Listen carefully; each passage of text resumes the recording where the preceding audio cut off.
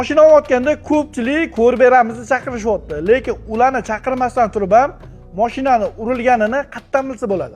Ularni chaqirgan yaxshi, chunki probeglarni programma orqali ko'rib beradi. Lekin sharoitingiz bo'lmasa yoki arzonroq mashina olayotgan bo'lsangiz, quyidagi narsalarga ahamiyat berishingiz kerak. Birinchisi, zazorlari, mashinani hamma detallari, kapot, eshu, bagaj, ularni masofasi bir xil bo'lishi kerak. Agar bitta tomonga barmoq sig'ib, ikkinchi tomon siqilayotgan bo'lsa, bu detal yechilgan yo DTP bo'lgan. Ikkinchisi, bolt bilan gaykalari. Kapotni ochasiz, kapot bilan va kriloni boltlariga qaraysiz. Agar boltlari ustida kraskasi shilingan bo'lsa, demak bu detal yechilgan. Uchinchisi, germetikasi. Eshigiga ichki rezinkalarni qarab ko'ring. Germetikani tirnoq bilan bosib ko'ring. Agar zavod bo'lsa, qattiq va tekis bo'ladi. Yangi germetik qilingan bo'lsa, qirsilaydi. Va nihoyat oxirgisi kraskasi farqi. Mashinani quyosh